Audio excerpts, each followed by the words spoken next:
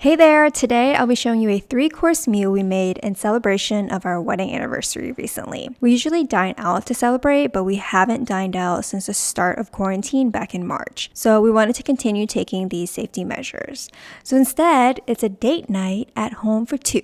Well, 2.5. And this entire 3-course meal costs less than $60, way less than it would have been if we dined out. So let's jump right into it.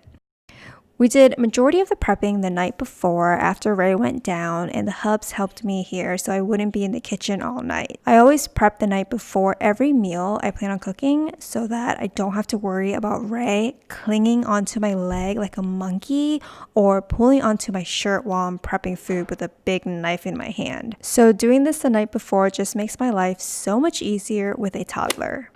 So the first course here is butternut squash soup. This is a very fall and cozy weather type of soup, and not only is it delicious, but butternut squash has so many good health benefits. So I'm going to post the exact measurements in the description box below, but here I'll be adding vegetable stock, minced garlic, some carrots, Granny Smith apple, a medium-sized butternut squash, some white onion, salt and pepper, and then some cayenne and a pinch of ground cinnamon and nutmeg.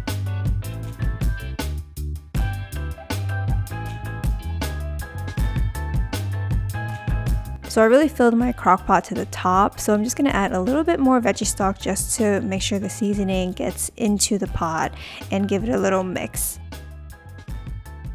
And then I'm going to top it off with a fresh sprig of sage, cover the lid, and put it on high heat for 3 to 4 hours. So I decided to use a slow cooker instead of my Instant Pot because it gives me time to make all the other food so everything will come out nice and hot when we're ready to serve.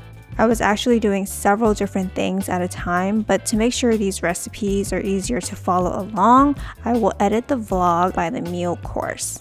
So after about 3 to 4 hours, turn off the slow cooker, discard the sage, use a fork to check if the butternut squash is tender, then add some coconut milk to this. I have a light coconut milk here. You can also use unsweetened if you prefer. Then afterwards, mix it up, and using an immersion blender to blend the soup is probably ideal, but if you don't have an immersion blender, you can carefully transfer the soup into a regular blender and do it that way. Use the extra coconut milk that you have as a garnish at the end, give it a little bit of swirl to make it look pretty, and add some black pepper to it. That's our easy butternut squash soup as the first course. So moving on to our main entree, we are going to be making surf and turf. For the filet mignon, I will be using a sous vide to cook the steak because that's the only way I cook my steaks because I want it perfectly at medium rare. So you need to season the filet with some salt and pepper and seal it using a food saver. Or you can also use a Ziploc, but just make sure to release all the air out of it when you drop it in the water with the sous vide. So just in case you don't know what a sous vide is, it's the best thing to have in the kitchen if you want your meats like steak, chicken, or pork chops to be cooked at the perfect temperature without drying out the meat.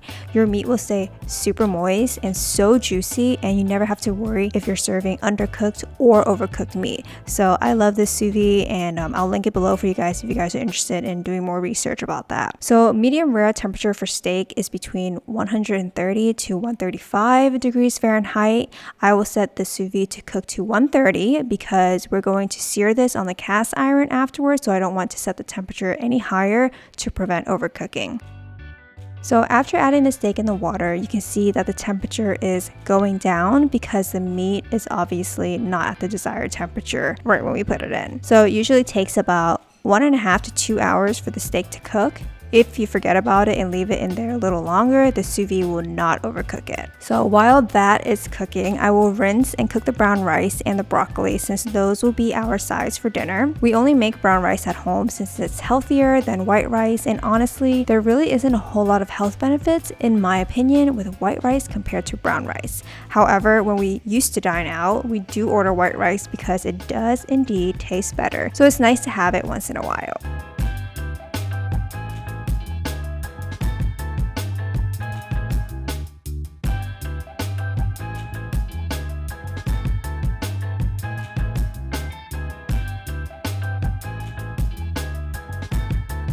So after the steaks are cooked, remove it from the bag, then pat dry before searing. The hubs actually took over this part and helped me since Ray started to cry because she wanted me to hold her since I've been ignoring her the past couple hours in the kitchen.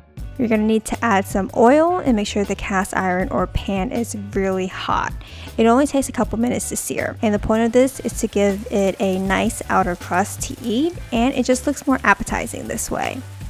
So add some butter, rosemary, and garlic cloves in here. Sear both sides for about a minute each, then baste it for a little. And that's it. Just let it rest afterwards for about 10 minutes before you cut into it or serve it. We decided to slice it up before serving, but you can also just serve it whole on the plate.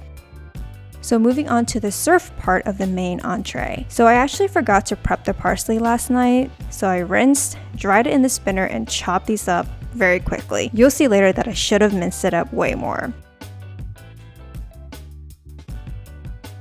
For the lobster tail, you need to use some kitchen shears to cut down the middle of the shell, but don't cut the actual tail all the way in the bottom. Then afterwards, pull apart the shells and push the lobster meat upwards above the shell. Then mix together some melted butter, dried rosemary, thyme, cayenne, and fresh parsley, but more minced up.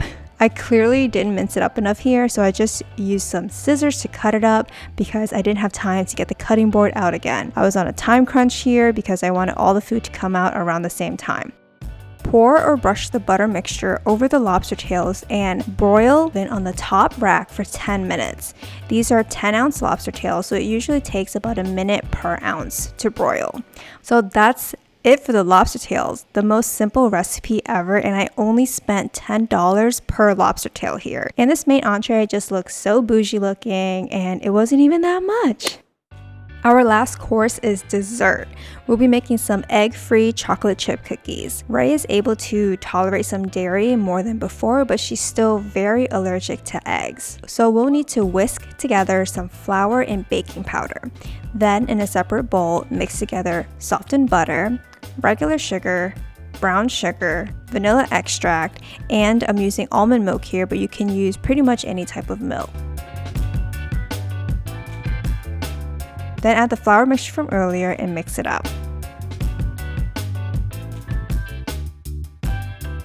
Then fold in some chocolate chips. I'm using these semi-sweet chocolate chips because I didn't want to make the cookies overly sweet, but it's all personal preference. You can use regular milk chocolate chips instead.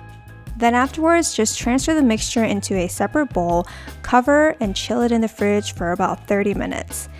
Then bake it in the oven at 350 degrees Fahrenheit for about 12 minutes, and that's it. So I had initially planned to make this a true romantic date night with dinner served on white tablecloth, flowers, and candles out, but this is true life. I'm still in my pajamas, but honestly, I wouldn't have it any other way.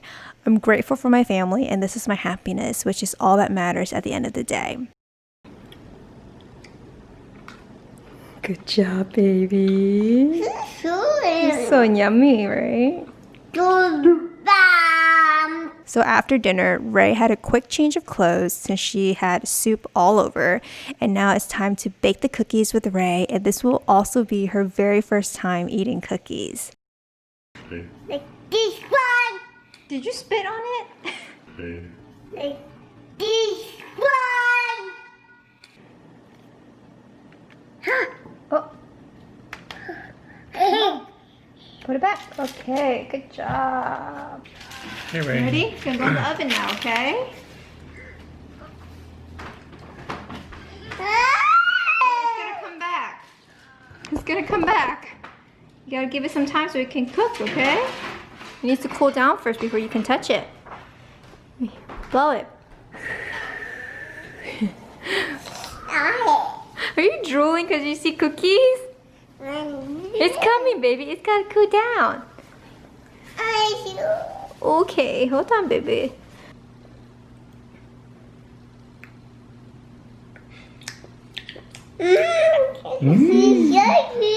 So good. Yum. Thanks so much for tuning in today, guys. I hope you all enjoyed this video, and if you're new here, don't forget to subscribe. I'll catch you guys in the next video.